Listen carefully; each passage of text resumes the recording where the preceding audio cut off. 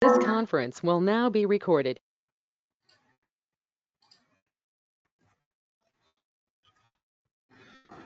All right. This conference will now be recorded. This is a regular meeting of the Communications Committee, first one we've had in a little while. Date is 9/25, 7 p.m. Any board meeting room. This is the official call to order. So first item up is approval of minutes. I think we just have the 1 minute from the meeting way back. July 15th.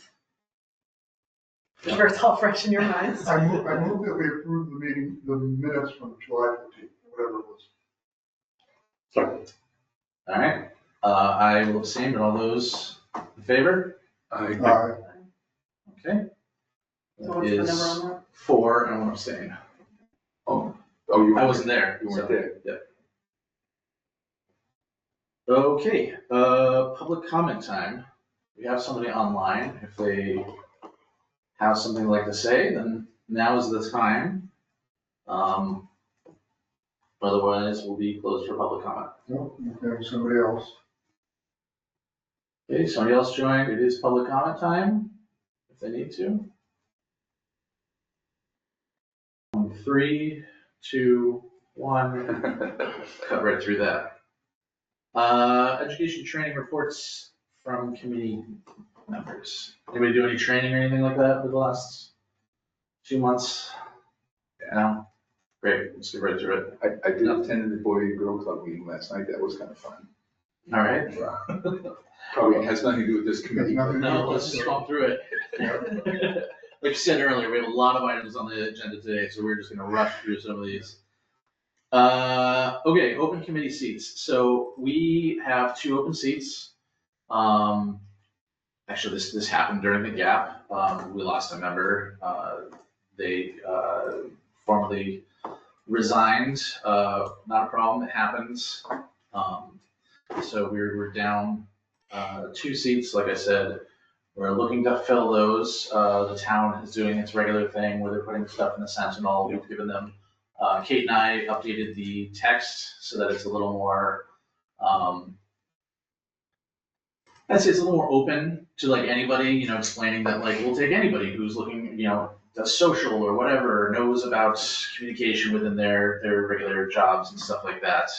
But also puts in a statement about AI and anybody who is, has a daily working knowledge of it, or we put it in a way that was sort of like, you don't have to be an expert, but like if you use it, then that's helpful, right? And then great. So if anybody has any ideas for other things that we could do, other It's than gonna be on word of social mouth. media. You're gonna have to corral somebody.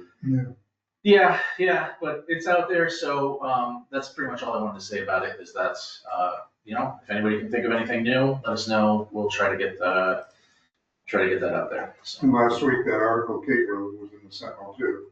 Yeah. And it was mentioned in there, we're looking for more bodies, so. I checked with Melissa yesterday and, no, nobody's put in.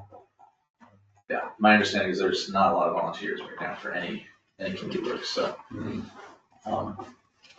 Really, any ideas for any committee as well as ours would be excellent. The town will use it. Okay, on to the bigger topic of the night, or one of the few bigger topics, AI in Belchertown Government. I think there's different groups that are working on different things, and I think we should start with just getting a generic report on just where we're at, and then I'll let you go from there. So I'm gonna say, many months ago, Allegra and I had a meeting with Steve, and we talked about what he was after, and that he was working on a policy, and the policy came out, and we've all had a chance to look at it. The news is not good on AI. Is it Reuters who set up 3 different AI chat boxes to come up with a scam to take money away from seniors, and was able to cajole the bot into doing it. So it's a dangerous thing and needs to be really looked at, I think, if you're going to be using it. I disagree with you. I know you do. Yeah, I disagree. Well, I mean, and I'm going to put that on record too, that every tool is going to have its downside and its plus side. There's no two ways about it. And you need to be careful with every tool, and that's what I'm suggesting, is that this is not something that you can just use, without thought. Well, I would suggest that nobody within the town staff look for ways. No, I'm just saying. Scam the elderly. And I'm not suggesting that they would, but what I'm suggesting is this is a tool that is manipulable and is dependent on the libraries it was given and dependent on the bias of the programmer. And so you need to be aware of these things when you go out and start hunting for these programs. But I mean, the reality of it, it's here, it's going to be used. Oh, yeah. Figure out the safe way for it to be used. I mean, the best analogy I've got is a friend of mine from the fire department once said, we get in accidents going to calls in emergency vehicles. That doesn't mean we stop going, you know? And with AI, it's a reality, and we have to figure out how to best use it. And I'm not suggesting that we don't use it, I'm suggesting we need real safety rails. And that was really enough. So do you want to bring up some of the other things that Steve alluded to in that? Let's see here. He indicated that his emphasis right now is using it as a research tool and not using it to particularly generate literature. I'll just say that. One of the things I did write is that the Mass Higher Ed Board came up with some guidelines for how to use AI. And I like what they did is they wrote them first and then asked AI to clean it up the language. In other words, the humans did the work before the AI ever got its hand on it. And I thought that was a lovely approach. And I think that that's might be something missing from the guidelines that Steve has put out, that maybe we should encourage people to come up with original thought and then let AI use it as a way to clean up their language. What else did Steve say here?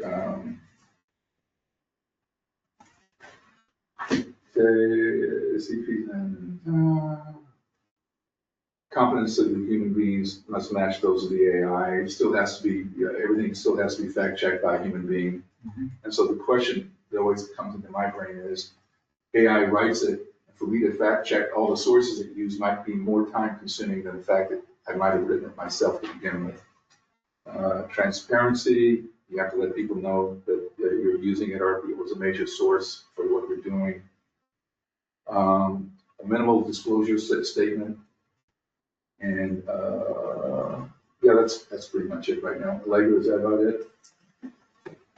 Yeah, I think so. I was looking back at my notes. It was a while ago. We had that conversation with them.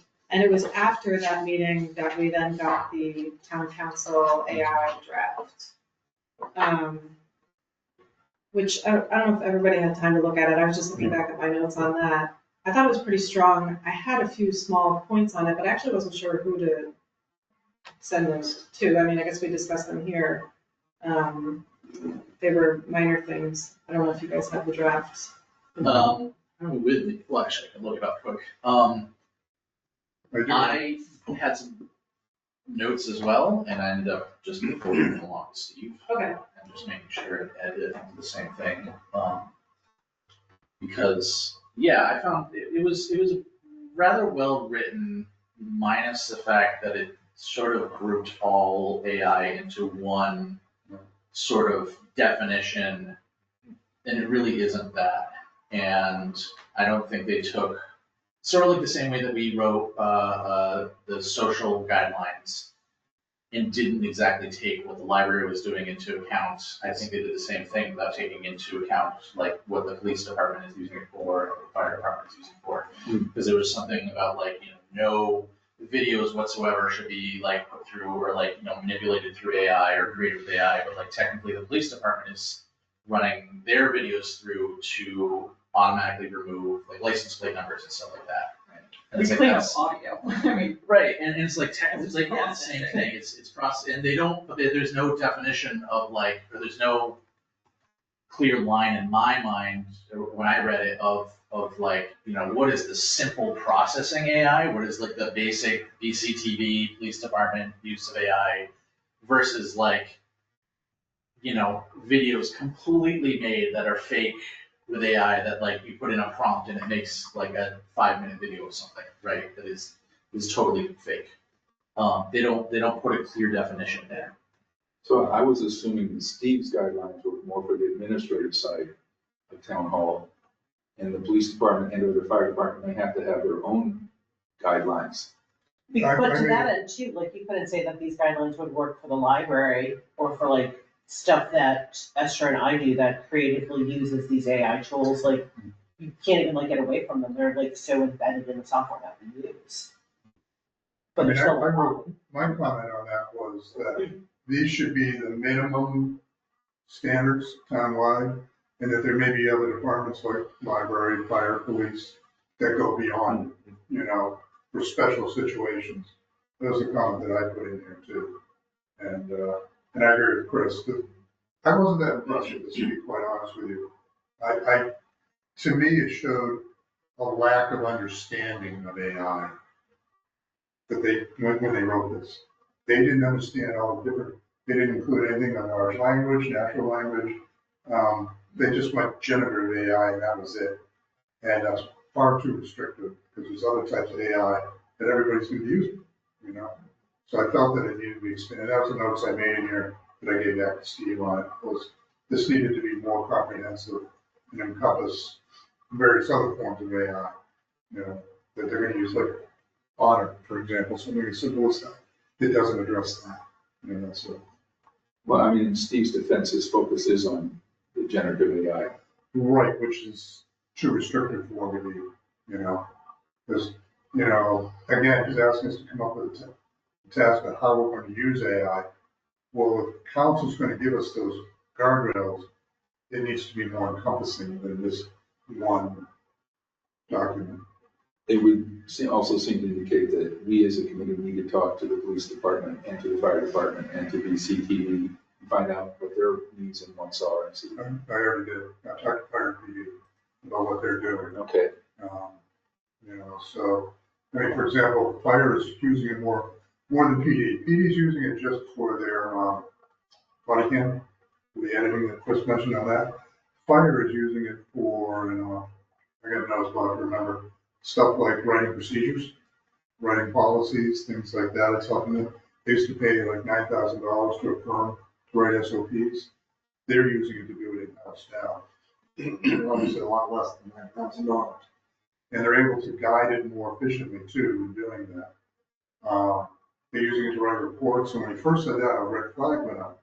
But what he mean, I thought he meant like incident reports and stuff like that, which would contain confidential. No, what he's doing is like what Chris did for the annual report, stuff like that. That's what he's using it for, to help them write task force. Do they tell you what safeguards they're using and their use of video? Such as, Well, you were saying that they were writing the annual report, so he reviews the annual report and says, yes, this is correct, before he signs off on it. didn't ask, but I mean, that's one of the things in the policy that I made a point of is last set of eyes should be given on this thing. Yeah. No matter what, Right, but I mean, that was not a question asked, I guess, at that time. Okay. I talked to Cindy over the library about it, and we were just having a conversation, so I brought it up. And her reaction to Steve's memo that he had put out that we authored for him was about the use of AI in the interim townwide. But she felt that she was being told, no, I can't use it at all. It's like, no, that wasn't what it's about. You can use it, but there are going to be certain restrictions on it, and you have to be careful. Because what she was doing, and this is what I use it for too, is when you're writing grant applications, one of the biggest struggles is it'll say you have to have 500 words in this part of the grant application. And so that's what I'll do is I'll write something out. Then I'll say to AI, give me this in 500 words, which is great, and so she's using it for things like that. And it's similar to like what I do, like I'll write something and then I'll be like, take my text and now write a very official press release based on this. Right. Or take my text and give it to me for Facebook in so many characters. Right. Like you could do those things, but they take an exorbitant amount of time. And if you're giving it all of your information already and asking it to do these steps for you, and then obviously you're reviewing beforehand, once you're done. But it basically can cut the work in half or in thirds, depending on how many different ways you have to say the same thing. I mean, that's like the blog post I just sent you an hour ago. It was based on an interview I did with Linda, and I just asked it to write a 1,500-word blog post, which it did very nicely. And to me, that's based on input from the interview of Linda and I. That's what it's based on. It's not based on extraneous information, things like that. And it did, to me, a pretty darn good job. I went through, I edited it, I cleaned it up, but the efficiency on that is unquestionable. You know, the time it would have taken me to do the interview and then write it up is quite a bit. So does anybody know what the next steps are, like with the town council document? Like what happens at that point with that after they get? We're not sure about the town council document.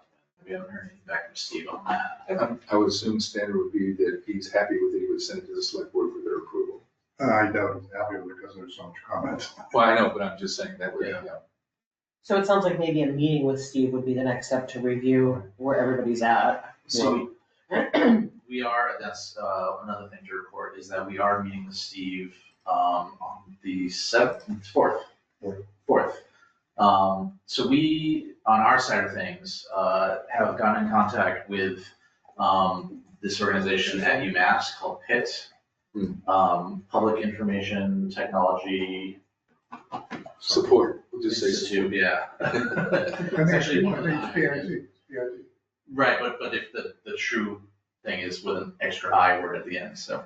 I forget the name of it, you can look it up, hit UMass. So we've been in conversations with the professors there, three wonderful women who are very well versed in AI and all of its forms.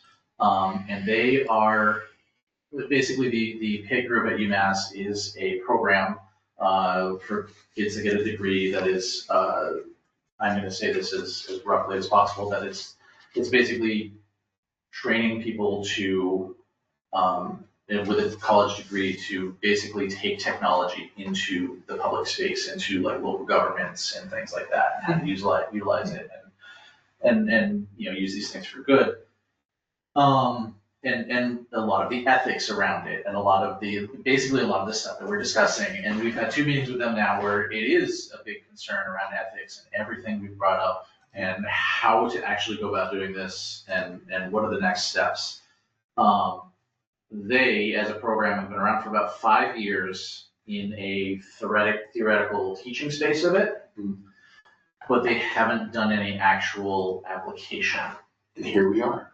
And we are in this need of application, and so we're actually in conversations with them to work together. They would, you know, we've said it in the meeting, like we're using each other, right? That like they're gonna get an actual, you know, town to do all this and be able to write about it, and we would be their case study, and we would get all the work. That's awesome. Yes, yeah. I set up a lot of it, so. One of their first questions was, can we publish this? Yes, you can publish this. Because you know, it's a publisher perish sort of thing. So, Yeah. so yes, you can publish this. And So- have you made contact with Steve about this idea yet? Yes, we've been in touch with him. It has been impossible to get a hold of him and his calendar lately. Mhm. But on the 4th, we are meeting with Okay, the 3 professors from Pitt, Ed, myself, Steve, and Kevin and IT. oh, wow. So we'll have all the players in the room, we'll discuss what the next steps are. They are very much of the mindset that like AI can be a wonderful tool and does a lot of really crazy, amazing things, but 99% of the time, it's not the answer. So they are Okay. very much on your side of things. Who's that? They are, that like there's other technology that can be used before AI for a lot of these things, and that like AI it shouldn't be like, how do we fit AI into the work we need, but more of what are our pain points, and is there a space where AI can fix that?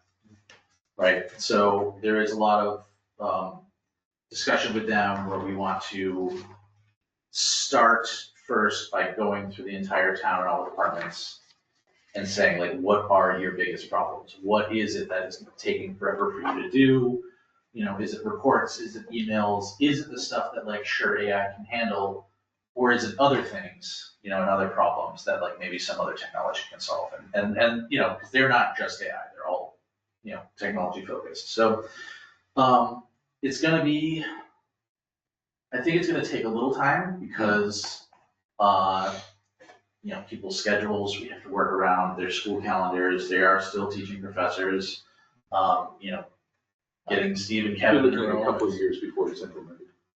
Well, we're hoping to go a little quicker than a couple of years, but at least 2026 before we have like some real stuff put together. Yeah. So. Yeah, but I mean, I was thinking fully implemented as opposed to little things here and there. Yeah.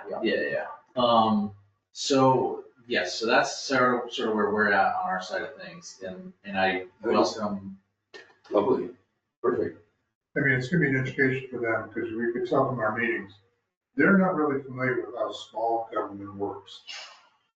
And they're saying, well, what about this and what about that? It's like, we kind of scale things back. We're not a Boston, we're not a Springfield, we're not a Worcester, We don't have these resources. Do you have any idea what their State hometowns buildings. are? So for them, They're they're getting a little bit of national, an education different too. areas. Huh? Sorry. They're from different areas. You're like, if you're talking hometowns, like I think one's. Yeah, I was thinking, I forwarded their webpage to everybody in the group when Cool. we were talking. All of their names are on there, so if you wanna like look up to see who all the players are and dig into their LinkedIn profiles, Yeah. you got all the info now. Now, the important thing to remember, and this is highly unusual, we met with them in August. Okay, that's the summer of UMass. Hmm. My past experience was you never get a professor during the summer to meet with you, because they're on the 9-month plan, And the fact that we had 3 professors that sat down with us in this meeting and were very interested in what we're doing, because they like to use us as a potential pilot or role model for other small towns. And that's what we specifically brought up too, is like Shutesbury, Pelham, whatever, they don't have the resources, but they may benefit from what we learn for them. And so we can be a role model or a pilot for other small communities in the state. get us on the map again. Yeah. So that's sort of the progress that we've made on our side of things. We'll have more to report on it after the 4th. Once, like I said, Steve is aware. He's interested in what they have to say and what we're gonna do. But they haven't met, so there hasn't been they asked us for like, oh, can we do this? Can we do that? And it's like, we are a committee of volunteers. You've got to talk to the right people first. So hopefully we get those and everything goes well. So I was gonna just say, Allegra and I were thinking that part of our job was guardrails. Writing a policy with guardrails in it, but Steve's already written a policy. And you're gonna be working with these people to come up with a policy. So it sounds like we have been taken out of a job. No.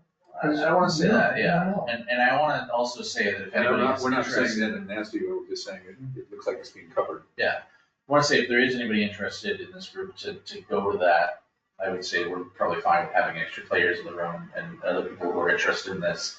I don't want to say this is an N&I project and nobody else there. Obviously, we can only keep it to 3 or less. Oh, yeah. For quorum purposes. If you'd like to, sure. Yeah. Allegedly. If you wanna go. No. But yeah, The answer is yes, I but think it does sort of change where we're at. And in fact, the fact that Steve went to council and had them already draft a policy was something that when, at the onset of this, we were told the town needed a policy, and then the next thing it was, oh, here's the policy from council, or the draft policy. I know. So, that's fine. It's moving. Yeah, I think when we split up stuff before, it was to make sure people were looking into stuff, and it makes sense that we're there's now. council policy now, you guys have this project, we'll all be discussing it, so. Yeah. I'm happy to not have ongoing other work with AI stuff. Yeah, And it's just sort to be of. part of the conversation is great, yeah. And speaking of the newsletter, okay. No. Yeah. You can post a meeting and get everybody. We could actually, yeah, we If could. there's enough interest, I wouldn't cut anybody out, so if there's enough interest, I would. Yeah, that's true. We could just make it a committee meeting and then just, we just have a call to order. I'm and gonna say, adjourn. you don't want 100,000 players in the room. I'd rather, tell you the truth, I'd rather we didn't, because I think people would be a little more open if we're not zooming in. Yeah. That's we're talking the 4th of October? Which is a Saturday. Is it It's actually the third, Friday? I'm sorry, Oh, it's the third. fourth multiple times. Yeah, it's The third, it's that Friday. Okay. But John can definitely go, because he doesn't count against quorum. Right. So, And same with you and so Esther. with both of us too, so. Okay. So I think that's where we're at with all of the AI stuff, unless there's anybody else who has an update. Okay, cool. Creating digital role in committees. This is one that we can perhaps table, or I could just be brief about, is that, I think that there's, I don't want to necessarily say interest, but there's more leeway these days of having that idea that either the clerk / historian of the committee transfer into like a new sort of responsibility role, or a new responsibility is created for committees that sort of gives this responsibility of you know what the committee is doing for the website, for social media, for any of their digital responsibilities, right? We want to have more transparency in all of the different committees that we have, and all of the different departments that we have. There's a lot of different stuff that we as a communications committee have, new tools that we've put forward for everyone in town. The newsletter, the website, social media, things like that. And as we strive for content, and as we strive for, again, this idea of transparency, it would be great if every committee had somebody responsible for providing that So, and maintaining it. so I spoke to Steve briefly about this yesterday, I wanna say. Because in theory, it's a great idea to have like that contact within each committee that can get trained up and appropriately knows how to use the website and social, is trained with making sure everything's ADA compliant. Mhm. But like we had said earlier, when we were talking about trying to fill our vacancies, a lot of committees don't have enough people as it is. And there's a little bit of a fear that if this role was to come about, it might make existing committees that are struggling now kind of like, more work, like I can't take on more work, I can't even get enough volunteers as it is. Right. So the idea that we had would be to reach out to committees that are active and are fully engaged in regards to the number of seats and everybody's full, and see if they want to work in that direction, as opposed to just doing a broad stroke. Yeah. You have like an optional role. You have Yes. the space, one person be declared. I mean, what might be good in that is you pick one or two committees to kind of test drive it and work out the bugs, Mhm. then it can get expanded beyond that, Yeah. So I think like the next steps would be to kind of going through and seeing which committees are full and meeting regularly. And already have web presence. Or suppose we also define what the role would be. Yeah, and defining what the role is and everything else too. So we could like take two separate sides on it. So like I can work on looking at the committees and who's full and who, is using their tools with Abby and Melissa. If someone else wants to take on kind of defining this role, and then we can kind of bring the two pieces back together next time we meet. Okay. I have a comment. Yeah. On that, just a thought that seeing all committees and needing to track down someone who knows how to do something for meetings in all of them. The committees that have a town employee affiliated or on them are really the ones that are on it, know how to use the meeting, all of that. So I kind of almost wonder if there could be a liaison not on the committees to talk to the committees. I mean, like Board of Health, for example, they've got, They're here during the day, like she prepares for the meetings. Same with Conservation Commission, same with Planning Board. Yeah. Mm. They run very well because somebody's there during the day to do the training. So you're proposing that sorry, what do you mean by having like a liaison? Just a thought, like rather than asking them to give us a person, we kind of give them a person. Gotcha. Not onto the committee, probably not, but like to have talks with them, I don't know. So they're town employees on the conservation, and so you're suggesting that one of those employees might become that person to the committee? Yeah, I guess I was only thinking about committees that don't have a town employee on them. Because the Oh. ones that don't have a town employee on them, kind of what's happening now is kind of a stretch. But The most active committees are the ones who have a town employee. But the only liaison assigned to those committees right now are on the select board. With the word liaison. No, I mean the staff members who are present Okay, at them. all right. So there's like an ex officio or something like that. Exactly, Just- exactly. Right. My only fear with that is that, like, I mean, that's what the AI conversation comes from, is that the town employees don't have enough time Yeah. themselves. So I don't know, like, so the idea of having the digital person in my mind, and I'm not like opposed to that either. It's just that it's, you know, you have these people who are stepping forward to do this thing and to help out. And just adding that, like, you're bringing them to us, right, with this extra role. And it would be outside their normal job hours, wouldn't A lot of them would be. it? So would that be overtime or Yeah, so volunteer? it's not a employee probably could do, but you have to go through HR, because they have a job description, they have to stay with that job description. True. You can't ask them to do something outside that scope. Right. Maybe we start with, from a task point of view versus saying, okay, we're gonna create this digital role. I mean, to me, the thing that needs to be done right away is minutes. Minutes need to be done in a more consistent, standardized way, not written and scanned and given to Terry, all that sort of stuff, which is happening around. So maybe we start with tasks that need to be fixed. You mean coming up with a standard format for minutes? Is that what you- Standard formats, you don't write it, print it, scan it, you know, you export it as a PDF, that sort of thing, you know? And maybe that would be the start of this. And we kind of, in an easy way, start to build up to a digital role, versus jumping right in on that part of it, which may be problematic, you know? Well, that's fair, every committee has to submit minutes by law. Well, I feel like that could be easily solved I'm by, gonna say Terry has us using a standard, what is it, agenda? yeah, exactly, like, she put that out, and now every committee has to submit a standard agenda. Yeah. Why wouldn't it be the same thing for minutes? That I agree. Terry just says, here's the standard format for minutes, follow it. I Has mean, that been working? This, Okay. they, People have been doing it? yeah, they They're rejected it, enforcing it's it. not, If you're, Oh, they pulled, awesome. I'm sorry, not in the right format. yeah. I know they've been enforcing it. Oh, I think that'd be great. Now, if I'm not mistaken, there's a function on Civic Plus for minutes, right? Isn't there? Where you input your minutes?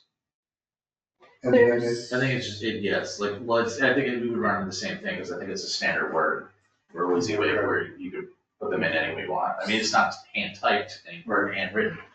Yeah, so you can upload within each committee, and when the meetings are booked, you can upload your documents in that end, so that way, like, if someone was on the committee and was like looking at our meeting for today and they open the link, you'd be able to click on the agenda without having to back out and go to the agenda center. Right. And the same thing happens for the minutes, so if you were on the meeting for today's minutes, today's meeting, and it's, 3 months from now, you could click and see the agenda and see the approved minutes within that meeting block. And it's been suggested that the clerk's office use that tool, so people don't have to back out of it. But there's been a little bit of resistance there. So as far as This minutes, is so I a feel short like that's an issue with, yeah, I know, I love that. yeah. Yeah. Yeah, so I think as far as minutes go, I think that's an issue with the clerk's office and a different thing, but I would like to see somebody who's like in charge of like the website for each committee, things like that. But what do you think they would put on the websites? Like or we would develop guidance for how and when to update websites, like we don't really update our website page that much. We haven't had to very much, but we do. A lot of it's static, Yeah. like, I'm not saying in a bad way, a lot of it's like Yeah. information that stays. Yeah, so, yes, and on the website, there is a lot that stays, but I mean, like, somebody has to go through and, update committee members. Right, I see what you mean. So the committee Make sure members, we Which might discussed change, that. right? So we don't want members of the committee to update their committee members on the website for fear that they're not actually gonna tell the powers that be that committee people have changed and there's a different clerk now or something like that. They'll be like, oh, I took care of it on my page, I'm all set. So, So that's changing as well. yeah, so Abby's been trained on how to update the committee pages. And she actually went and she created a staff page for every single volunteer on every committee.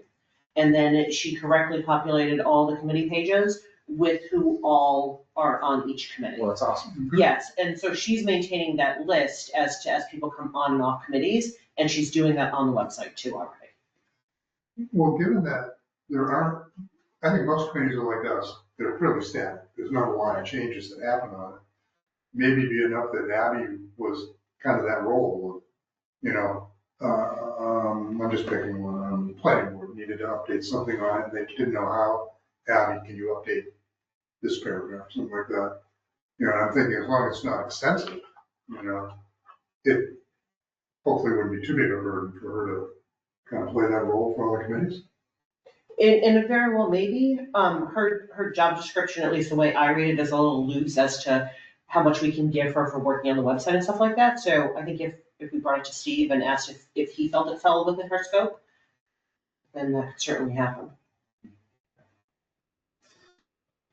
It sounds like this is being a role that's chipped away little by little, so it might not need to be a thing. But coming up with a standard minute format sounds like it's move we should be looking into. Yeah, as a side to that role, yeah. Well, again, should we be doing that or Terry? Well, we should talk to Terry and ask if she says, no, come up with one and I'll approve it, I guess she doesn't know that the committee feels that we need one if someone on the communications committee doesn't speak to her about it. Yeah. So I So we guess should who reach out to her. wants to volunteer to do that? I'll talk to her. I'll be glad to throw some stuff over.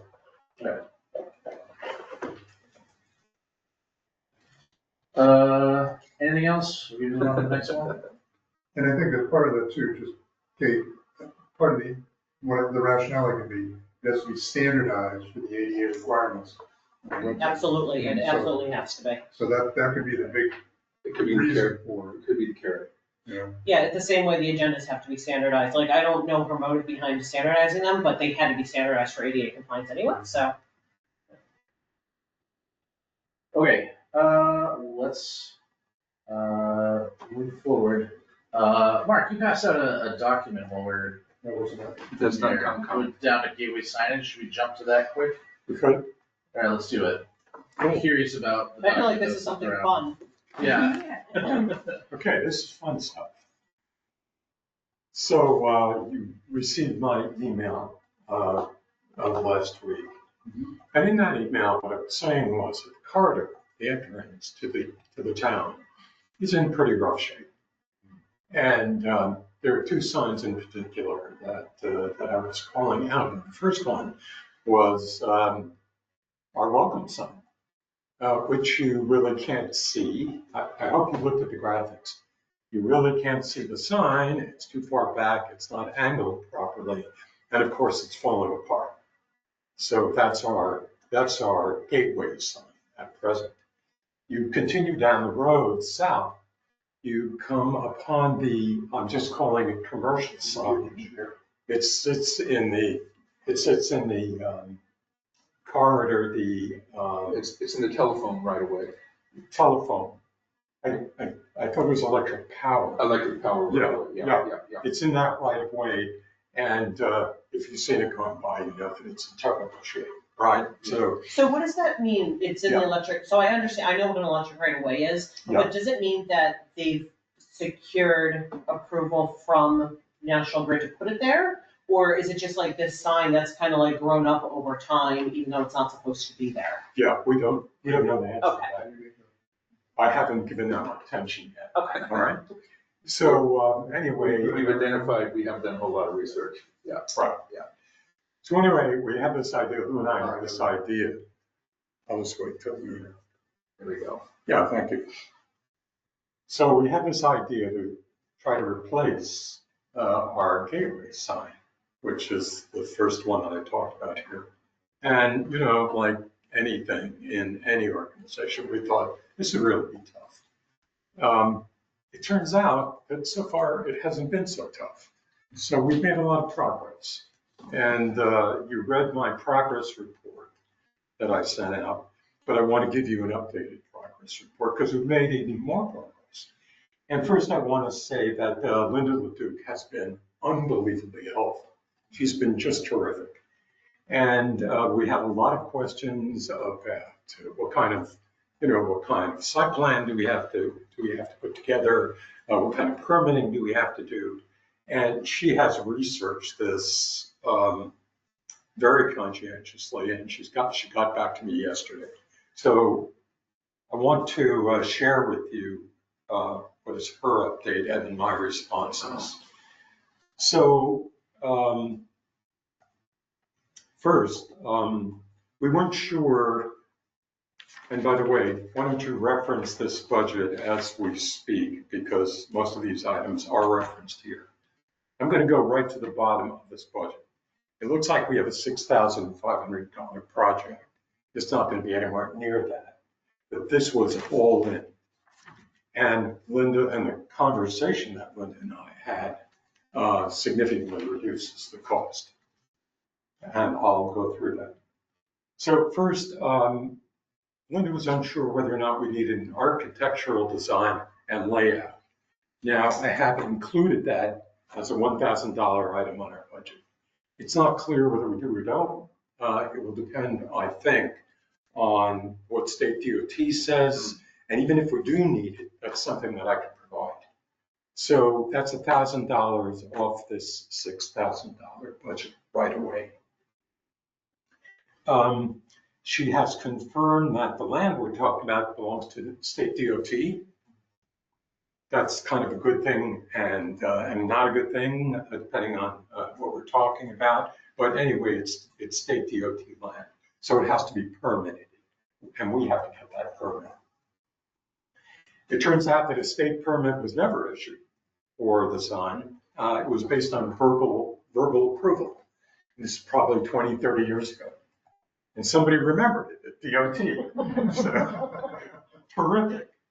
So it's verbal approval, which these days may not count for too much.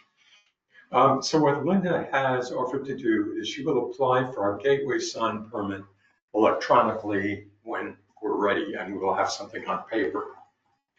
Next item, Linda doesn't believe that we'll need an engineering site plan. That is a huge relief. A site plan like this could be $1,000, it could be $3,000 or more. So her view is we probably won't need it, and I hope we won't, but that takes off another $1,000 from this $6,500 project. So far we're down $2,000. We're halfway there. We are. I think we may need a simple non-engineered site plan. And again, I can do that if an architectural rendering is not required. And I think, as all of you know, the existing sign is not positioned correctly. It needs to be recited, needs to be tilted slightly, and as a result, they may ask us for an engineered plan. Even so, I think it could do that. And here's great news. So Linda said to me that Belchertown DPW can handle the installation. Now, the cost of installation for a private contractor would be as much as having the sign fabricated. It would be $3,000 to $5,000. We don't have to worry about that. So thank you, Linda. Linda reports, however, that DPW does not want to be responsible for sign maintenance or vegetation trimming. Now, that's an important point because that's what got us in trouble to begin with. You look at the sign, it's completely overgrown with all kinds of things, brush, vines, etc. There's a huge locust growing over it. All of that has to be cut away. So Linda and I have to have a discussion about that. And that's to be done. Altogether then, that removes at least $2,000. In terms of fabrication of the sign, I have in here an amount of $3,660, but that was for a sign of 6x4 feet. I think that's what we're going to need, but it's a 5-color sign. And the reason that I took 5 colors was because when the sign committee chose a sign, it's 5 colors. That's the most expensive sign you can buy. Typically, a town welcoming sign, a gateway sign, is 2 colors.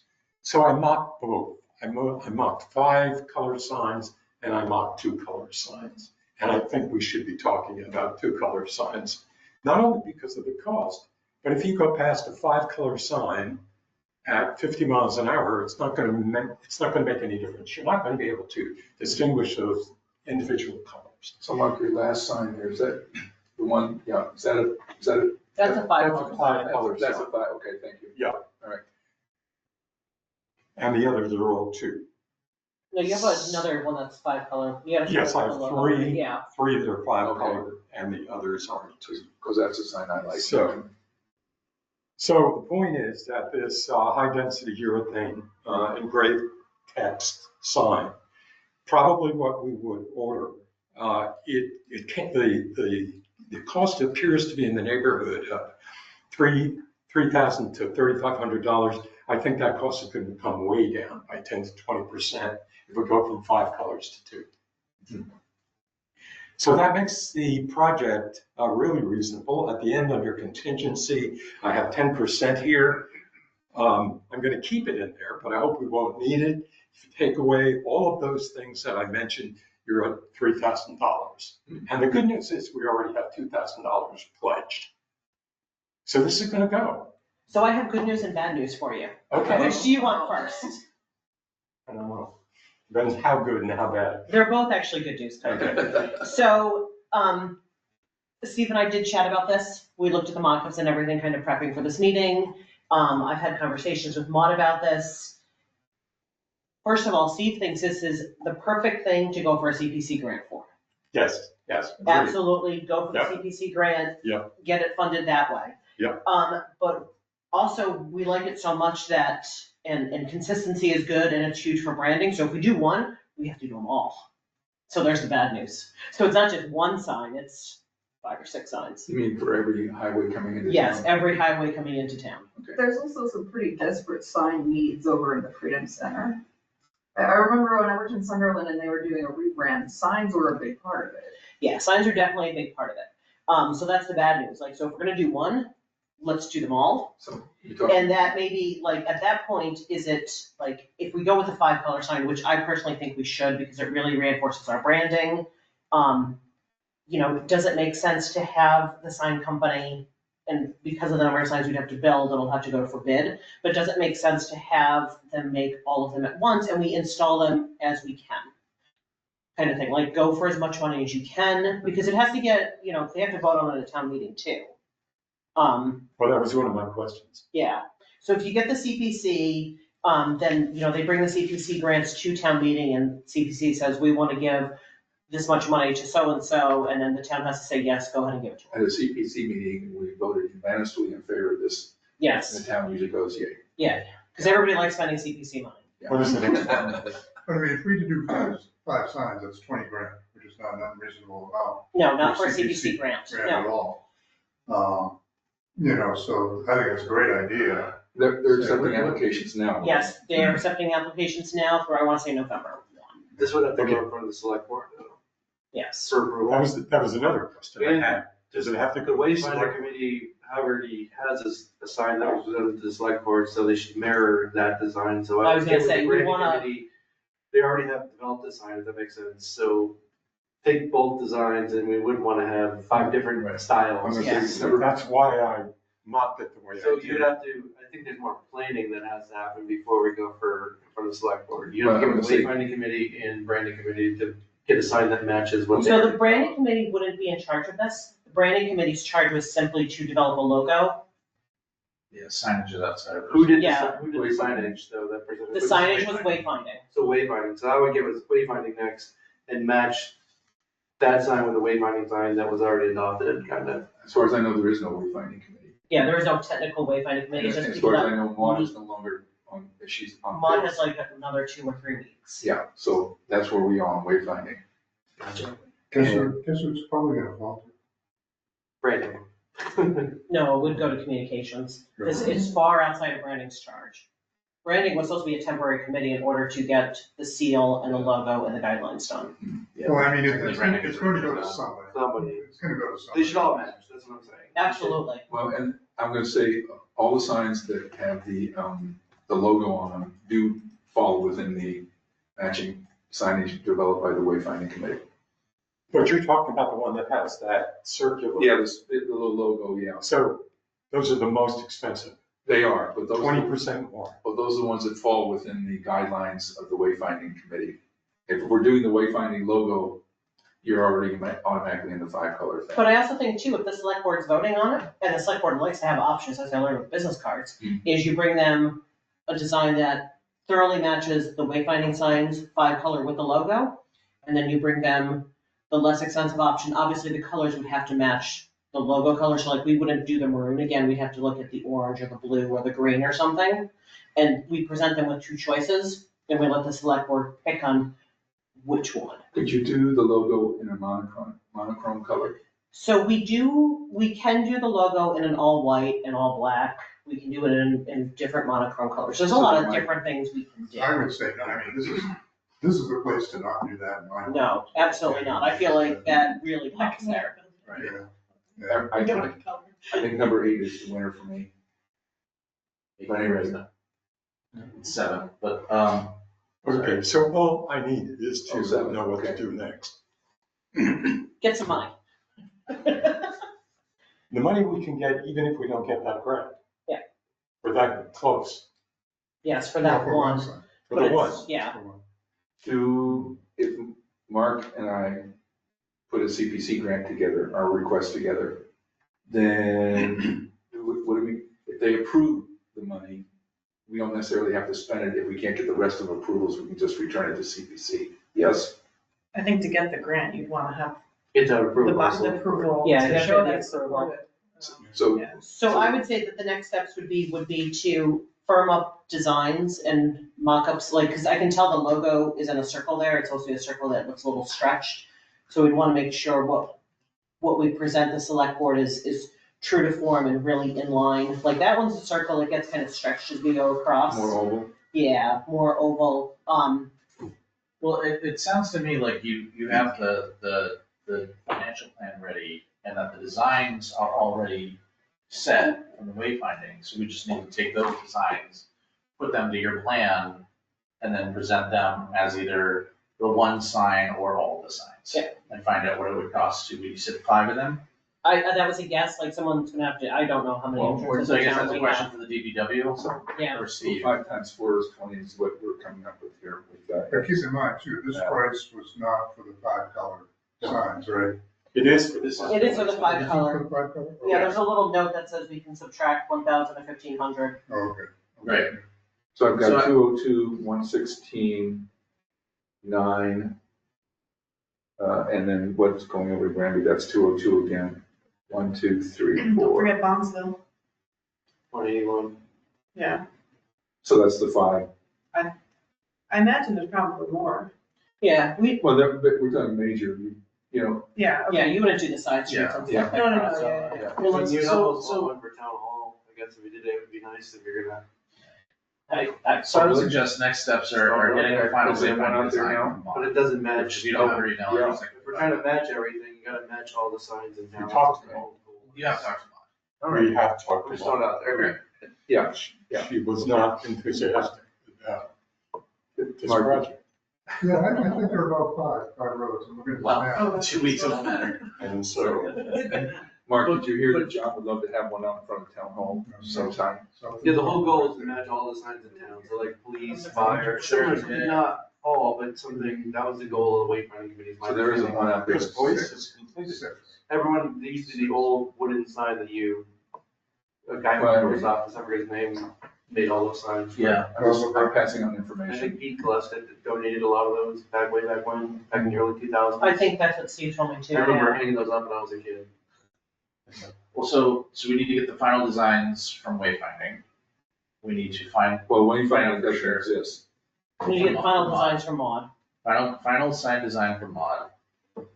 Get, I said confirmation that it is 5 signs or 6. Six, I think it's The six. town hall is Looking included, at the map here, I think it's 6.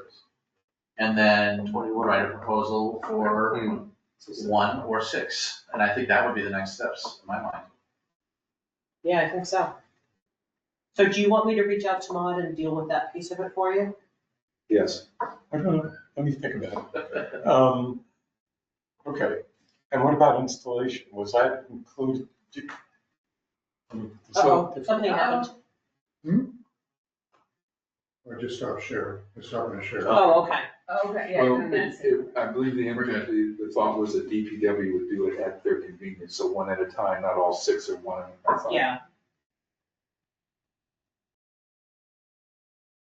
And they would all presumably be different sizes, No, right? no, I think they You don't do the don't same. think so? Yeah, Standardized. one size. Because on a highway where the speed limit is, say, 50 or 45, yeah, you're gonna have a larger sign than, for example, the road that leads to town that's not a highway. You might have the same sign at 202. well, you're gonna put these at the, she put these at the, Okay, for expediency's sake, I think maybe table this to, these are the weeds Yeah. that we're getting into. Well, I have weedy questions, because I wanted to get going. Right, but I mean, Okay. I'm just thinking time-wise, consuming. I think, if you go back to the old red and great gold signs, they were all the same signs across the town. At 21, there was one, there's one at Route 9, there's one at 202, they're all the same size. and let's be honest, it doesn't matter, it's Belchertown, they're all gonna do 90 through every intersection. I don't think, they're the same size. So this sign was custom made, Yeah. right? They're all It's made the 3 same. by 2. Yeah. Okay, but he made the same sign for where, he only put up 2, I think, but he made them the same size. That was Pete Kaluska. Well, whatever was done previously doesn't have to be done again, we just make them all the same size this time, right? you could, but it'll look weird. You don't want a 6-foot sign for a smaller road. Well, we're only putting them on the Major roads. major roads, like we wouldn't put them on like Gold Street or something that goes in and out of the town a couple times. It's gonna be 21, 202, 9. I think I would say the one that's different is 180, 181. Obviously, Yeah, that'd be a little different, I'm guessing. Again, I think the Bondsville, when you come over the bridge, I don't know if there's room for a big sign there. It's not a big. Yeah, so that one might have When you to, come over the bridge. yeah. Right. See, the other interesting, I'll just say this very quickly. The other interesting thing is that the state usually puts up its own entrance signs, its own gateway signs. That's the white sign, you see, the square white signs. But on Route 9, it's actually going into town, it's on the wrong side. It is. So it's on the east side of the road. So to see that sign, you have to be driving and you have to look up and to the left. It's crazy. But no, it's on the wrong side of the road if you're coming to Belchertown. It's on the correct side of the Oh, road if you're leaving. if you leave. Yeah, no, I know. So they can't put, well, no, I mean, that's true, they can't put them on both sides to accommodate. Well, They actually, could. the other You side, actually could do that. They could, but they don't. the other side of that sign says Pelham. Right. So I mean, what I'm saying is, they don't put those, I had never seen 2 of those on a road. One on each side of the road. Oh, okay. They only put them on one side of the road. And they pick a side. So one side is always, So one side's always wrong and one side's always right. You know? Okay, I'm gonna say And it's 8 o'clock, Yeah. just let you Okay. know. I'm done. okay, I think it's awesome though. I that's know we're what done, but I That's think what it's really fabulous. And if the town doesn't want to go with the other This is- areas, you can go to a Boy Scout. Eagle Scouts are always looking for a project, this would be a great Eagle Scout project. So it's funny, I mentioned that to Maud because my oldest Eagle Scout project was installing signs all along the Chicopee watershed. Like put up like 6 signs. Like the watershed paid for them through grants and everything else and she just installed them all. And I'm gonna say, this is all Mark, he's the guy driving this, and yay. So, Good job, Mark. Thank I you. agree. So this project was for one sign. Should I increase it to 6? Is that the idea? Yeah, If we're all gonna be the same size. Yep. Okay, we'll do. yeah, I would copy and so you have the budget for 1, and then do what we can do for 6. And there might be a small savings for, I'm sure there'll be a large savings, yeah. yeah, for buying For multiples. bulk. Yeah, Can I perhaps. ask one question about the sign? because I think it would affect doing the project. Did you say that DPW would not want to maintain the signs? Yes. So would there have to be like a maintenance committee? I need for the to, signs? I need to speak with Linda. Okay, What some of the towns do is like, they'll put underneath the sign like Lions Club, Masons, Kiwis, or whatever, Boy Scouts, so they take ownership of the sign and maintain the sign. Well, that'd be a, That's a that'd be great like a phase two is figuring out maintenance. So yes, you put all those, like those Volunteers. Zodiac, whatever those clubs are, And underneath the sign. it'd be like twice a year. They'll take turns maintaining the sign. That's not bad. It's a great idea. It is. Thank you, Mark. Okay, let's jump back up to the communication plan. So I know that the town has spoken a lot about the communication plan, and I think they've had some ideas for it in select board meetings. Nobody from the select board has reached out to us about what their thoughts are for it and what ideas they have. We have something that's in the works that we passed around to Steve and select board members to get feedback from, and everybody's been like, it's fine, good enough, without any like real thorough feedback for what we're looking for. It seems like we're in a good spot, but I also like, I again, like nobody from the select board has like come to us and said like, this is what we are specifically looking for. So we kind of built something in a void, sent it off, everyone was like, yeah, good. And then, I guess, like we just presented.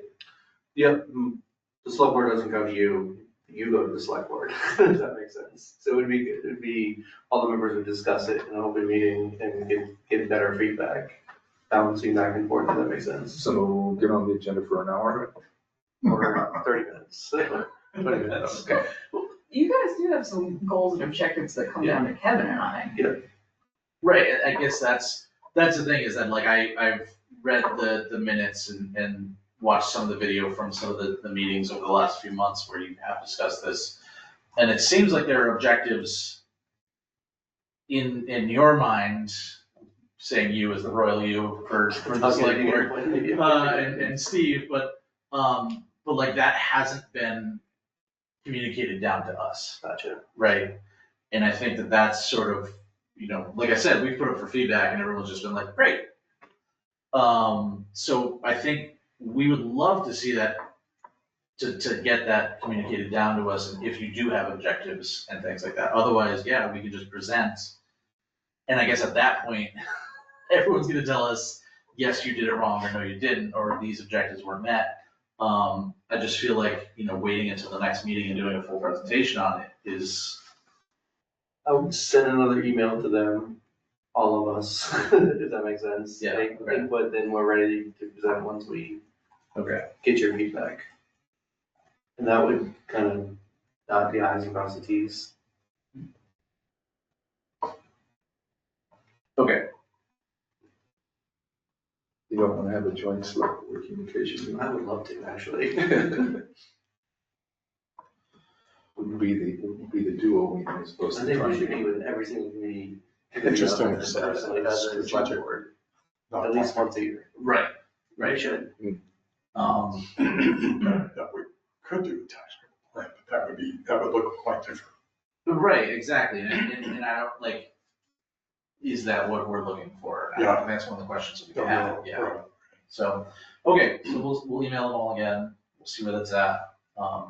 Mark, I think you and I should work on that. Give a rough draft, you can send them, and I would attach maybe a rough. Yes, yeah, absolutely. Okay. Let's move on, enhanced town warrant. Yeah, that's, Okay, as you remember, this is the thing where we put more information into a town meeting packet. You know, there's not just the warrant articles, layperson's explanation of what's going on, how the various committees voted, the dollar impact of it, and I think that's about it. Ware has done this to great success, they love it. They said it has really streamlined how town meeting runs tremendously. And they said there's no looking back once you do it. We have a meeting scheduled for the 7th with Chris and I, Kate, Lisa, Melissa, Steve, and Terry to discuss this very topic and see how it goes forward. It obviously won't be ready in time for the special town meeting coming up, but we're gonna put this in the works for the annual town meeting come next May. The special town meeting is only gonna be what? Certainly one warrant article, but not many more, I would think. I have no idea. I don't know. Yeah, it won't be 10. No, yeah, we'll talk about it at the next select board meeting. Yeah. There's probably gonna be other more items like There's always transfers, something, yeah, so, but nothing major. not that I know, yeah, I can't speak to that yet. Yeah, okay. October, I'll know more. I'm speaking from past history, that's about it, October's next week, so you know, Yeah, fine. crazy. I'm guessing it's gonna be high school. Any questions on Sorry, it? Okay, bring that up. that's my report. Excellent. All right, moving on. We are actually making good time. It's only 8. Town newsletter. Town newsletter updates briefly. Yeah, Emily had to step off the committee, so Chris has stepped in to help me assemble the issues. I'm gonna put him to work in a few days. And we had a meeting, Chris, Kate, and I, probably about a month ago now, just to talk about workflow for the newsletter. I don't really think I have too many specific updates. John, I was gonna ask you, we send out a reminder, and we do it to the town departments and also to people who've asked for reminders. And I don't think the select board gets either of those sets of reminders, so do you want me to just copy you on the reminders? Yeah, that'd be great. And then if the select board ever wants to put anything in, you'll You have send it. it to the select board, there's an Yeah. email or. Okay, I'll add you guys to the If that reminder makes list. sense, then Melissa will get to everybody. Okay, great. Or adding them to. So I guess my question to you two is, are you gonna be able to continue working with her? Your plate's pretty full. Or do you need somebody else to step up? Building emails is something that I can easily do. I've been doing it with my company. We just set up a whole new email newsletter that we do. So it's, as long as the information's there, it's very simple for me to like assemble these things and assist you with this. Where I'm chuckling is that the amount of emails that have come in and inundated my inbox. Oh, yeah, you're gonna get it's a lot. crazy is I feel really bad for you. Is Yeah, wild. to separate. and I Really? think It is Just insane. from town fair? No, there's so many communications going back between people submitting things, Allegra reviewing them, Oh. giving them updates, people saying, yes, that's okay, no, that's not, people being like, oh my gosh, I totally forgot to do this, include this, and it's So, just. and when I have things for Chris or Kate, I will like try to make it clear in the first line that it's Yeah. we or the subject line. But yeah, there's gonna be a lot of confirmation emails, you can gloss over them. I'll talk more to you about it. but- Yeah, I just wanna say that like, it's having been thrown into this sort of, which is good, I wanna see the process and things like that to get involved in. This is like a full-time job for you, the amount of emails that you're going back and forth with. And I didn't realize for the first few issues that was how like intense this has been. I don't actually think it's that much. There's like a few days of the month where we get, I mean, there's only about 20 submissions every month. Yeah. And a lot of them are simple, so there's a few that require a little bit more back and forth with people. Okay. And again, every month that we do it, we're kind of learning more. So like for today, I was talking to Joanne in HR about like the way that she would like HR to be represented in the newsletter. I have like a really good sense of it now. And so like going forward, we know how to like title the HR posts and stuff like that. And there won't be that need for back and forth. Gotcha. So streamlining more and more every month. Yeah, it's, I think there's a big need to streamline it, to Yeah. make sure that everything is sort of submitted in the same way. And that like, even, and I think it's gonna naturally happen too, that departments, like you said with HR, it's like now you have a flow, you have a, this is how it's supposed to look and things like that. We definitely need to get there, because there's just a lot, right? Yeah. And I'm just worried, worried for you. No, I'm okay. Because you're but I'm- headlining all of it, but yeah. Yeah, no, I'm definitely okay with it, and I want to make sure that it can also be transferable to somebody else who is okay with it, so it isn't a huge burden. We have all those like. Wasn't the idea that somewhere down the line, this was gonna become somebody else's baby? If anybody wants a baby, No, sure. no, I thought we were looking at turning this into something that happened within the town. Yeah, Well, yeah. I think a big part of that too is the the town doesn't have the capacity to take it on at this point. Yeah. Speaking from my position, like, just having Emily step away and not be able to handle the stuff for rec in regards to their images that they need and posting on social media and everything for them, like, holy cow, like, she's gone and I'm like really sad. And, you know, the plan is to get Abby trained up, but, you know, we've hit a couple roadblocks and, you know, I was out for a bit, she's on vacation for a bit. Like, we're gonna get there, but like, if Allegra, like, you know, just got up tomorrow morning and was like, I'm moving to Wyoming, that's it, I'm done, like. There's no more newsletter, huh? There's no capacity to pick it Well, I mean, up. and that's the point we've been making all along, is not being so dependent on volunteers. And yes, this is where you can get things jump-started, but eventually it has to transition to an employee at some point in time. Right. It has to, you know. And I think the number of reports and things and just information to get out to the public that we're receiving from all of the departments and the committees and non-town associated group that are also putting stuff in is just a further sign that like there's this absolute need for communication to get out and that this is working. Yeah. And that this is really good and it needs that bigger support. Right, this cannot be a full volunteer effort every month to get this out, so. I mean, with Emily leaving, I think that's an opportunity to make that point. That, you know, just like Kyle's learning, you're like, oh, damn, you know, how do I do all this sort of stuff and things like that? You know, if Allegra did leave tomorrow, again, it gives more justification for your position going full-time and things like that by doing that. So, How looking many forward. more subscribers do I think it's about 450. Yeah, it's right about 450. we have? Okay. I am looking forward to helping out with this, keep going. Okay. But man, it is. Data, you should pull this data, like I spend 5 hours a week on this, I send 400 emails, that's the stuff that you would present to the select board in sense in for budget season, that would help hopefully Good get the idea. buyer position. Actually, But we not don't, having the data, I can't say, oh yeah, I give you, I mean, we can't argue the fight. this came up at our last meeting, and Emily and I, the last newsletter we worked on together, we were looking at our hours, so, and I write down my hours for projects, so I'll keep track and, And didn't that come up like way months ago, like, didn't we have a conversation, like, before we kind of went on like a little meeting hiatus about tracking the amount of volunteer hours that this committee was putting in? Like, that was a conversation at one point, I feel like we had, maybe that needs to come back onto the agenda in the future. Okay, let's move on unless there's anything else in the newsletter. Belchertown.org, I don't have anything. So we have a new person at Civic Plus again. It's like the 5th person in 2025. They're supposed to be updating our website to match the current branding. Really hard to get a hold of people over there. We need to have a conversation because, you know, they quoted us one thing and then I came back and was like, you know, we also need to fix these other things. And they're like, oh, that's gonna cost more money. And I was like, well, then take care of the things that we've approved already. And he was like, well, I don't understand what's going on because I'm the new person.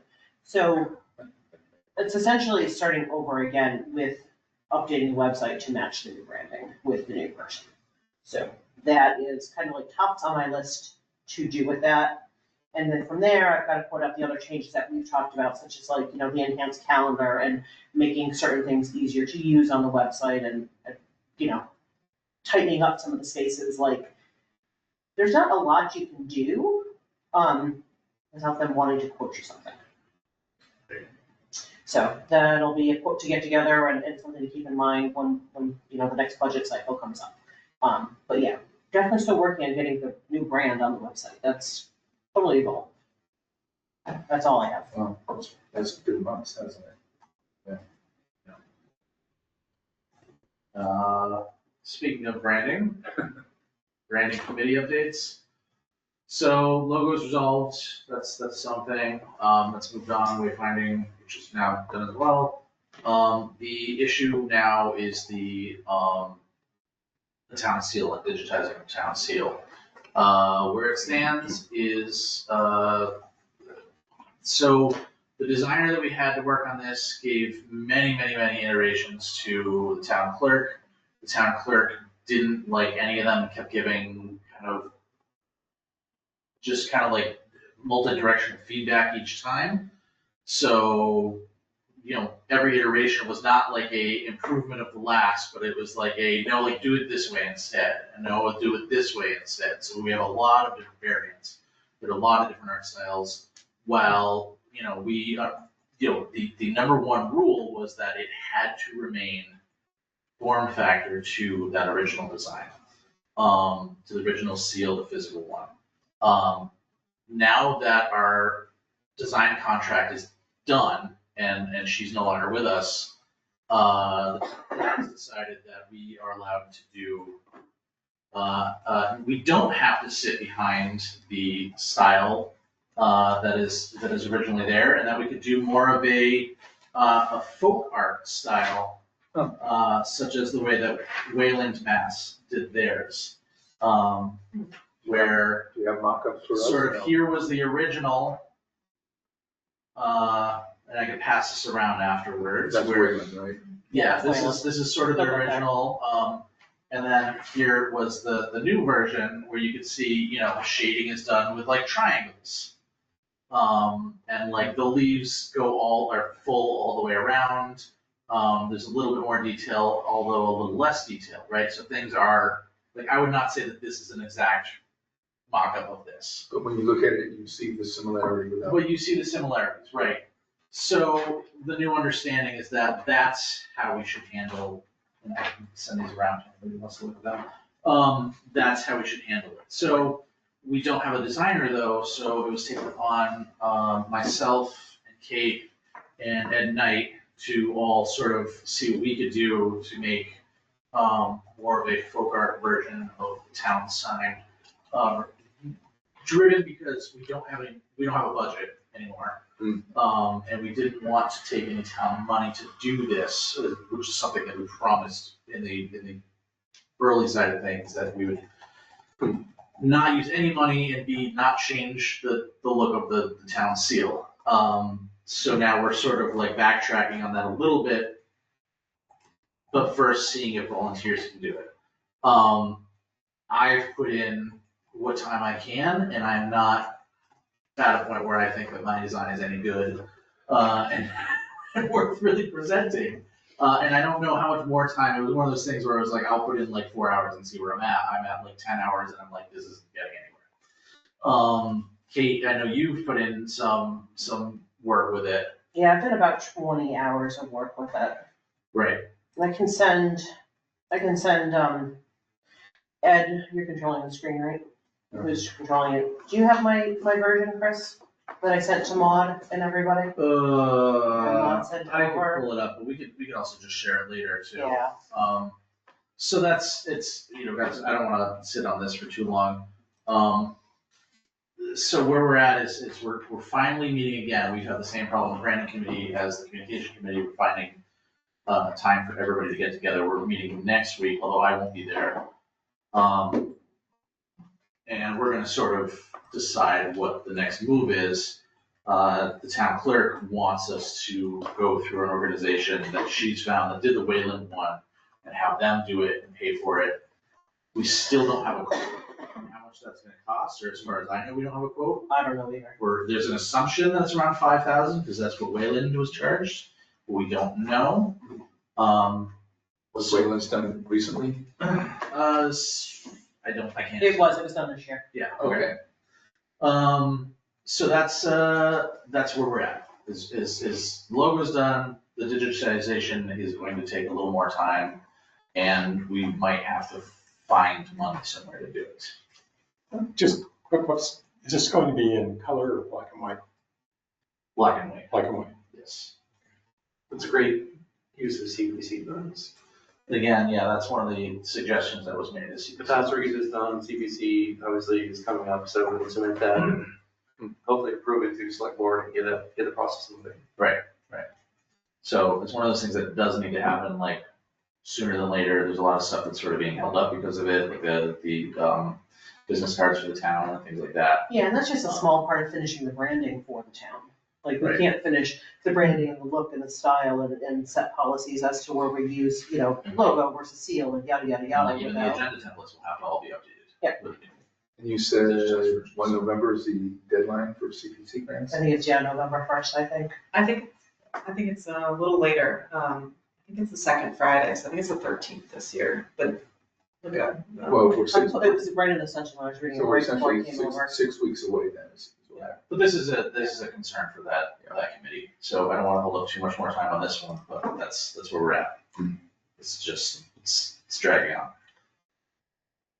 So I did one in AI a few months ago. Okay. Yeah, cut in color. It's quite nice. Did it follow the same scheme and everything? Yeah, I mean, it had water and mountains and a carriage, because I asked it to put in a carriage. It was nice. So we wanna have the folk art style, but it has to stay the same, the church, the stone house, Oh, it doesn't have to carriage, stay work, there. all of that stuff. I thought it stayed. That is, Church, yeah. Block tower. What's that? That's right, yeah. The next year I correct you on that. Block tower, not a church. So all of that symbolism has to remain where it is. But just like the Wayland one, where there's like heavy shading on the individual standing there, it's more of a Yeah. jagged triangle shading. So that could be done, but like, yeah.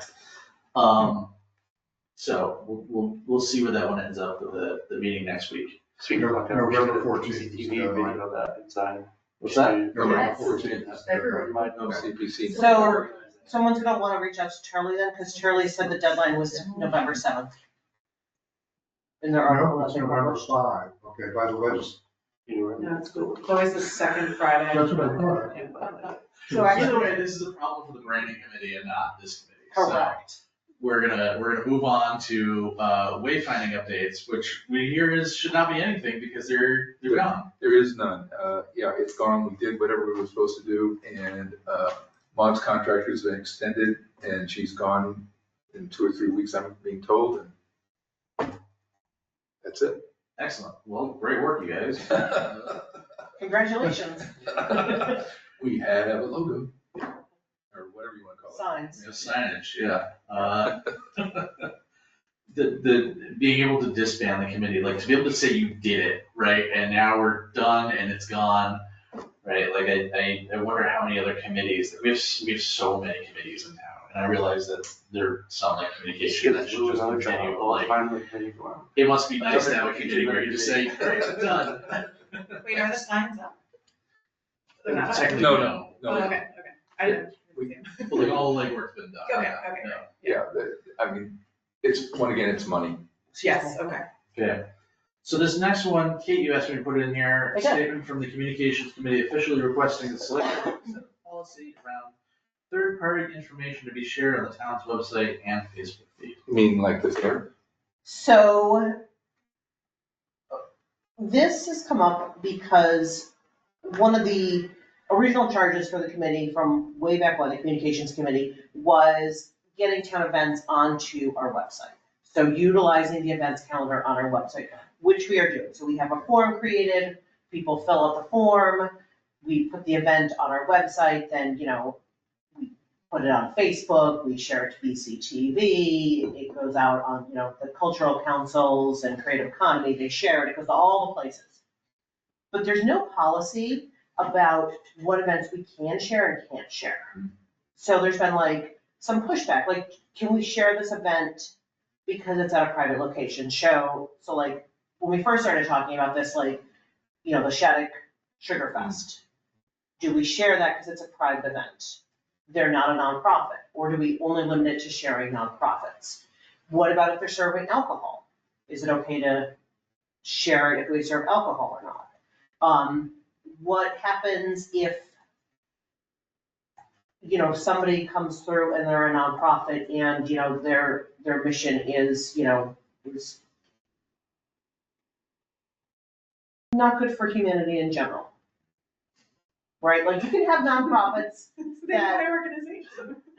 but you can have a nonprofit whose goal is, to only have, white males running government, like that could be that nonprofit.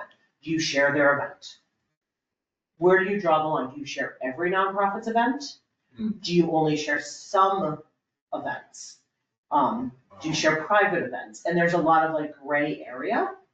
And putting these things together, like it doesn't feel like this is a decision that should be being made by, myself if I'm putting them up there, or Abby if she's putting them up there, a decision between the two of us. Like we really need some guidelines from the select board, because they're the one that said, put these events out there, but they never said what those events could be. Put these white guys out there, yeah.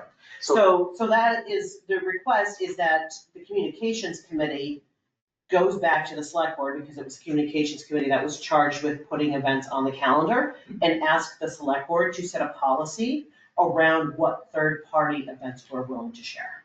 So my first thought is the First Amendment freedom of speech, and I don't know if that applies in this instance or not, but we've been hearing a lot about it lately. So I don't know if are you allowed to restrict public speech, and is public speech I don't think that's the applied to issue. the internet? I don't think that's the issue here, because the issue here is You around, can't do for like, one and not for all, that's a big discussion for the select board. Yeah, exactly, and that's why we want the communications committee to put something together to get onto the select board's agenda to ask them to set this policy. Like, how do we know can we share private events, or does it have to only be nonprofits? so does he ask for us to put guidelines together and present it, or to tell them that they need to have? It is to request the select board to set a policy. Okay. So it's basically to go before the select board, someone from the communications committee, and be like, these are the problems we're having. We need you to set a policy as our governing body to know where we need to Do start. other towns have policies? That would be the other avenue, I know the question will come up. So I haven't asked anybody if they have a policy. I could certainly ask other towns if they have a policy. Not a lot of people do it to the extent in which we've been tasked to do it. The closest to what we've been doing seems to be Greenfield. And they seem to just share anything. Salt Hadley does share some events, but it's really kind of hit or miss, and they have, their calendar set up is a lot different than ours. When you say share, you mean social media, that they just like, No, they have like calendars on their websites okay, where they're sharing events, which is essentially what we're doing too. so it's an open calendar and not necessarily like a social promotion. One of the things you have on your Facebook feed.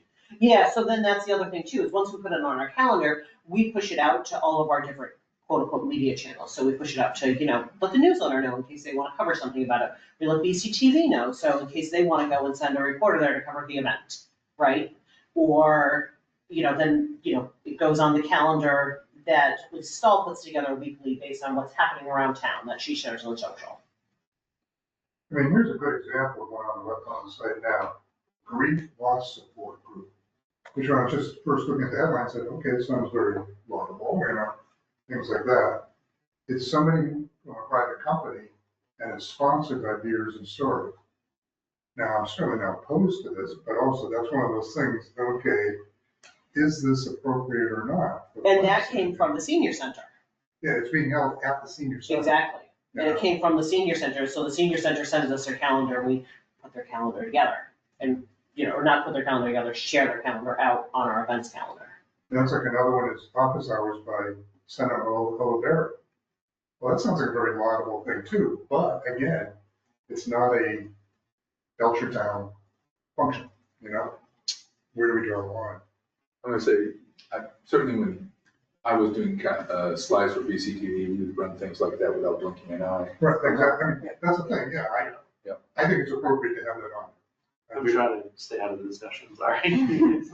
This is a great topic for the select board to bring up, and I recommend that you do that. But now I can also imagine the select board's gonna bounce it back to us, right? If you're lucky. I think if you had here's a policy from Greenfield, there's a policy, or there's no other town that has one, this is a great idea for the select board to start. It's not gonna be solved in one meeting, but it'll get us thinking of ideas. Okay. So So I can we should have a vote. solicit for those, and you guys should vote. What do you wanna do? So, Recommendations you recommend do, send some of your recommendations at the same time, is my thought.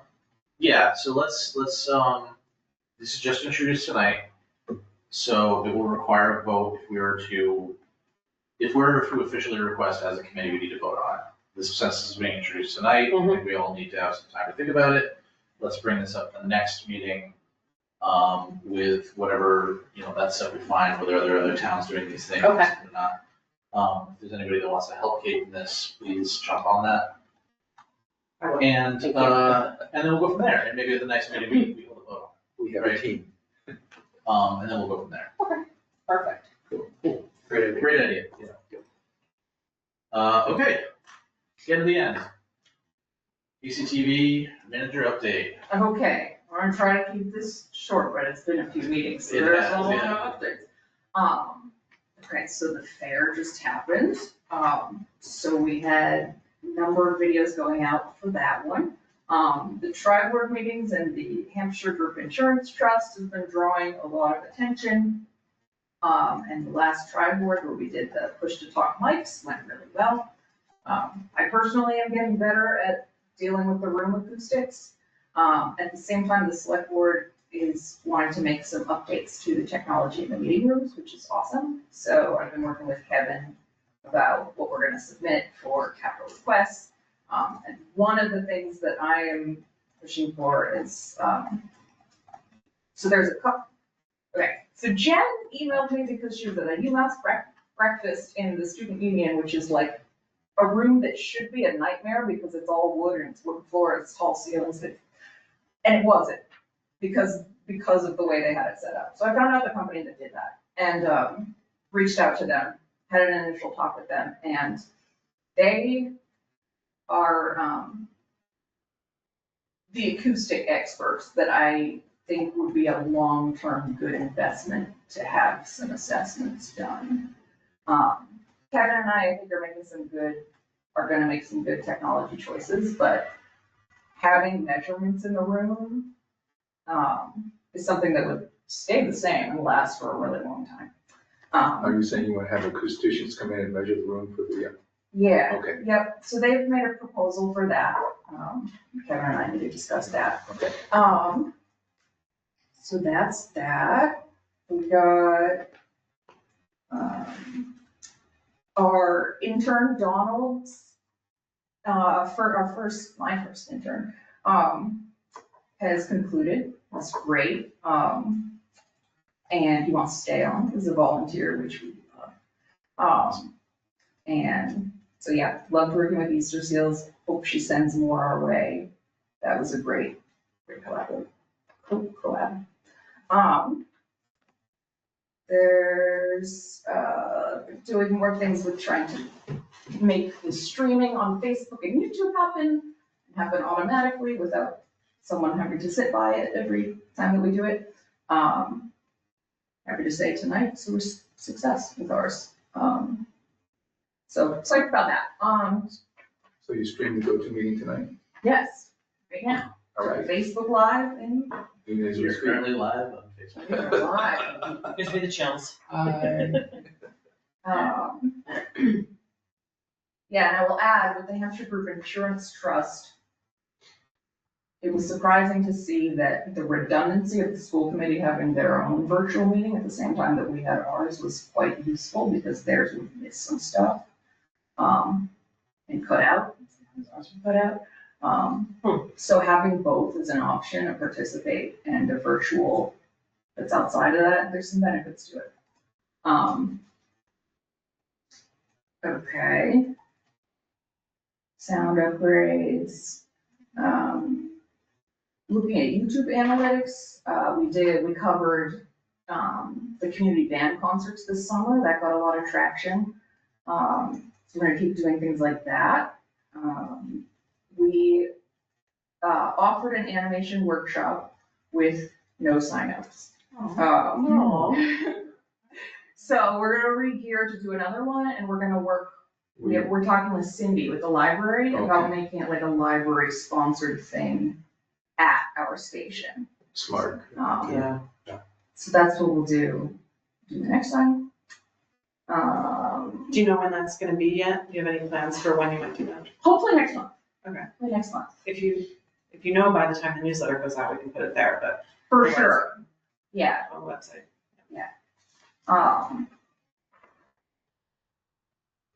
Yep, working on getting us a website, and that's what I got for now, I think. I think you really have to be proud of the fact that one of your videos got like 149,000 views. There's that, I was just whispering What about it, video it's was that? silly. There's, Peggy Lou went out to film when they did the old state school smokestack demolition. Yeah, And now it's got 150,000 views on our YouTube. that's amazing. There's like people arguing about like, why did they knock it down that way? Comments, it's like, But also, Lou, you made like a second version that was like, a kick throwback to like 40s cinema or No, something. that was Charlotte, I think. who did Charlotte. that. Oh, Yeah. Charlotte. like, that's that's right, not. Charlotte does all the, what do you call it, imaginative stuff. Yeah, I'm a doctor. that one got a lot of views too. Yeah. Which, and having an intern to do some of the more basic functions has been great because it has time for Charlotte to do more creative stuff. Today, she took the slides from our community bulletin that goes on TV and made formats to do, social media shorts, like the lives that you can go Okay. through. So that's cool. Anything you need from our committee? Anything we can help you with? All right. Which is one. Oh, yeah, oh, branding. I'm just wondering about, the budget has run out for branding. We should talk about it, but I'm not sure how we're going to work with the new logo to do a spin-off of it. Yeah, that's like the whole sub-brand logos. Yeah. Like that whole piece has kind of been like shelved as we work through this town seal portion. Hmm. Because ideally, each department has their own branded logo. Yeah. And some ideas were put together for those and presented within the packet that went to the select board 2 meetings ago that I presented at. But we were so focused on the business cards when we got there that kind of like fell off. So it'll come back around at some point. Okay. Is there, like, is another designer gonna get hired to think of these things up? Or like, how do you, we don't know yet. No, that's me. Oh, okay. I'll stick my 2 cents in. Does He knows- Charlotte, he knows let's see if back and Charlotte forth wants to here. work with Kate, so Charlotte's got the imagination. She definitely does. Yeah. Yeah. Just a thought. I mean, there's just the issue of I just don't know what to do with the colors. You know, the The brightest color is orange. But it's also not a bright orange, it's a very subdued, all of our colors are very It's a subdued, dark and sienna.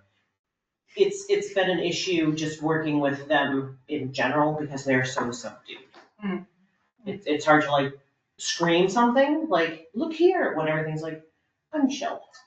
Like, yeah. And we've come up with like expanded palette colors, and that was in that branding packet that went to the select board, but again, we didn't even get there at that point, so. it's- That's good to hear though. Yeah, they're There's there, more we just need coming to keep pushing forward on all these ones. See, that should have been our town logo. We're chill. It's a good Our motto. motto. Yeah. That's what the actor write that down. Okay, cool. Any other questions for BCTV? All right, move on. Communication manager updates. I will try to keep it as short and sweet as yesterday, I can't promise anything.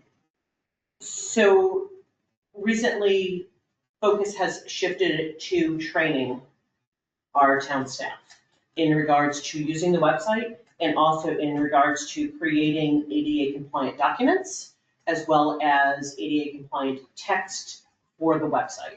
So I held a training class, I wanna say there was about 10 attendees from different departments in town, where we really went through like how to make a PDF file, how to, make hyperlinks, how to properly format text on the website, keeping all of that ADA compliant. I'm gonna do another one of those in 2 months. My next training cycle that I'm planning now is some basic social media stuff, like talking about appropriate sized images for social media, how you have to put alt text in so that way your social media is ADA compliant, writing for social media, like how you can't say, read this image and then not put any image text in. So that's gonna be the next training cycle, is addressing the social media aspect. And then after that, it's gonna be another basic training for website use for those that didn't make the first one. So definitely a shift in focus on that. Also working, with Abby and, getting her into the design software, being able to create some of the basic graphics with the templates that have already been set up, some of the tried and true stuff like, the fire department statistics monthly and the daily outcomes as to what town meetings we're having and stuff like that, and getting her on social and posting that stuff.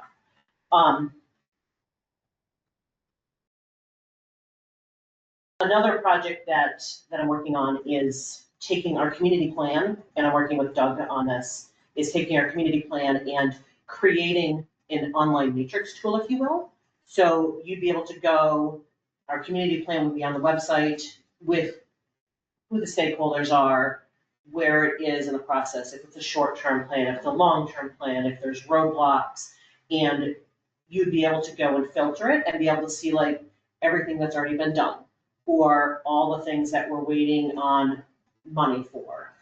And it would be a living, breathing version of our community plan. There's really no one else in the state that's doing this. So it's something that we would be kind of the first of. And another thing, similar to the AI policy, where other towns in the Commonwealth will be able to look to what we're doing for this. So I've worked with Carl, can't remember his last name, who put together the tool on our website, the Bounty of Belchertown, where you can go and see all the different farms and the goods and everything else that they have.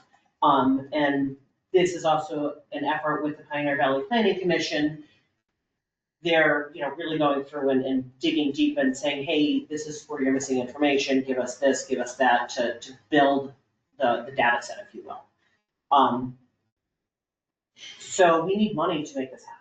There's no one's ever done it, so it's not like we can get a tool from Civic Plus, so we have to have it quoted. So I asked Maud to find me some money before she leaves, so that way we can at least, have a grant in place, because we're not gonna be able to tackle this without grant money to get this onto the website. And then Carl has to finish quoting it, so we know how much money we're talking about. Is it $5,000 we're talking about, or is it $15,000? Like, those are clearly two different conversations.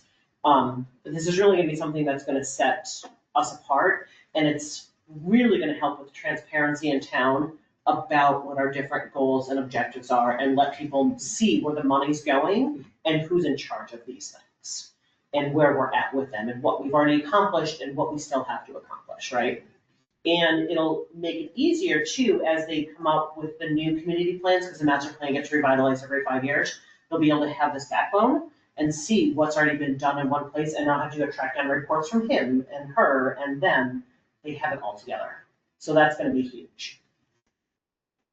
We are also working, Doug and I are working with the state and our legal services to put together the required information for our cannabis control. So we have to, every municipality has to have a section on their website dedicated to how they're dealing with cannabis. It was due like probably 2 years ago at this point.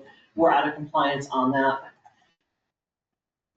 Doug got a lot of great information from legal just recently, and he should be going to the select board very soon and being like, this is what they've told us. The select board has to say yay or nay, and then once we have the official policy from the select board, then it'll go on our website. So then we'll be in compliance in that area as well too. So that's another huge thing.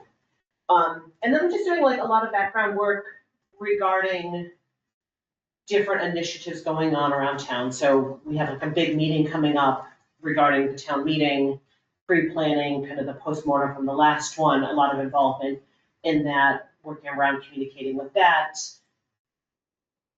The talk about the Boys and Girls Club coming to town too, we had meetings on that, so I've been doing a lot of like surveys for that, putting together the stuff that, Lisa and Lisa and the people over in Ludlow have asked me to put together to disseminate that information as well too.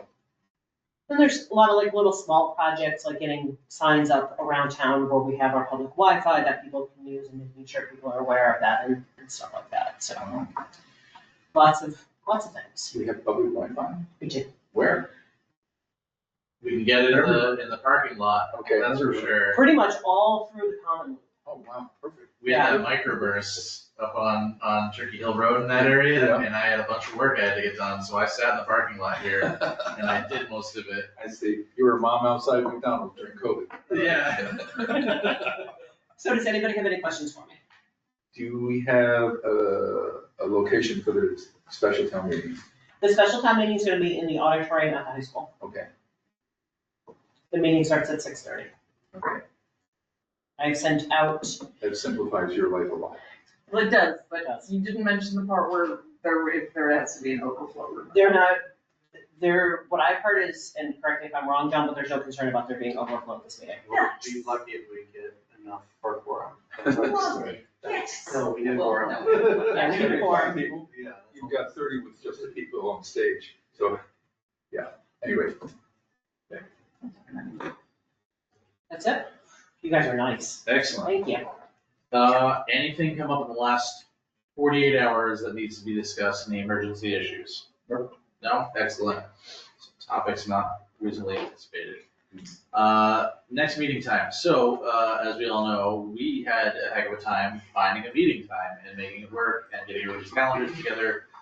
When I did those, went to meet calendar invites for the polls to see when people could meet. There was always a time when two people could not attend, two committee members, right? And because of our numbers, if two people can't make it, we can't meet. Or, well, we can meet, but nothing can be decided, right? Right. So, it was a thing that it could not be solved via getting everybody's opinion and putting it all together. I'm sort of putting forward in my opinion, but also proposing it, that we just go back to the old system. I'm a Thursday fan. Second Thursday and fourth Thursday of the month, 7 o'clock.